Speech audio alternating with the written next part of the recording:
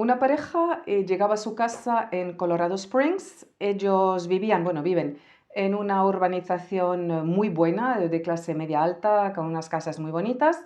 Y cuando llegan no tienen luz en su calle. La farola está apagada y piensan que, bueno, pues que hay un fallo, que no funciona, que se ha averiado. Llaman a la compañía de la luz y la señorita que les coge el teléfono de manera muy educada les dice: ¿Usted vive en esa calle, en esa urbanización? No, no, ustedes no tienen luz. ¿Cómo que no tenemos luz? Dice, no, no. Dice, acérquese a la farola. ¿Tiene un brazalete naranja? ¿Brazalete naranja? Usted acérquese. Pues sí, sí, tiene un brazalete naranja. Pues no tiene luz.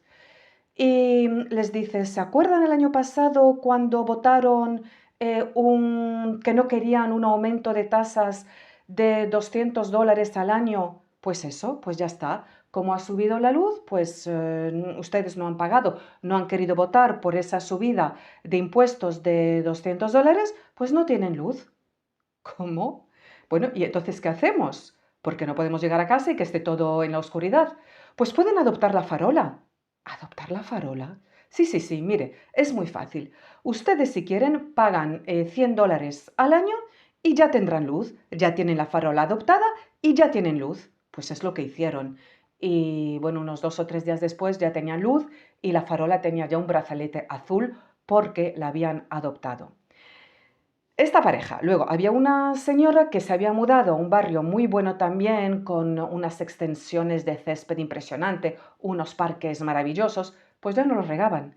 Ni regaban el parque, ni recogían la basura. ¿Por qué? Pues por el mismo motivo, porque sigo hablando de Colorado Springs. Bueno, pues al final tuvo que pagar $2.500 al año, bueno, ella y otros vecinos, para que le rieguen el parque, para que les recojan la basura, etcétera, etcétera, para el mantenimiento del parque. Y le preguntaban si adoptaron el parque, era adoptar el parque, pues adoptaron el parque. Y le preguntaban a esta señora si le parecía normal. Dice, hombre, no.